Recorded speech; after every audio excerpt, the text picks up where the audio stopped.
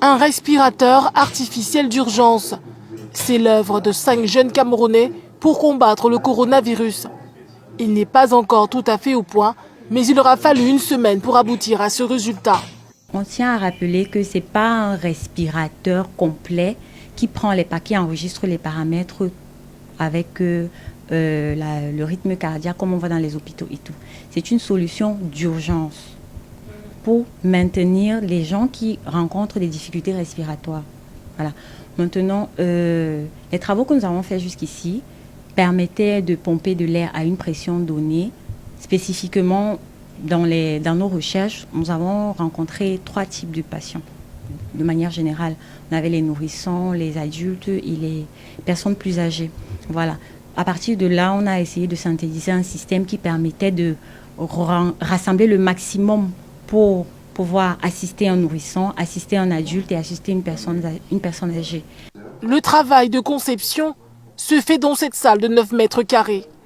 Quant à la réalisation, elle se déroule dans un tout petit atelier situé en bordure de route au quartier Bépanda à Douala. Même si cette jeune équipe manque de moyens financiers, elle compte sur la matière grise de ses membres et sur le soutien technique d'Africamed, une entreprise spécialisée dans la fourniture du matériel médical et la télémédecine, entre autres. Les profils, nous sommes essentiellement des ingénieurs. Vous avez là Bekasso Misombi, qui est ingénieur roboticien option vision. Vous avez Simplice Leguen, qui est technicien électronicien. Vous avez Colbert Biada, qui est étudiant à la faculté de génie industriel, option robotique. Vous avez Songé Flore, qui est ingénieur roboticien, option production et transport de l'énergie. Moi, j'ai un master en électronique et informatique industrielle. Pour ne pas faire face à une éventuelle pénurie, ces jeunes ingénieurs ont décidé de s'approvisionner localement. Dans 2 jours, le prototype sera terminé et ils pourront produire 10 respirateurs artificiels d'urgence par jour.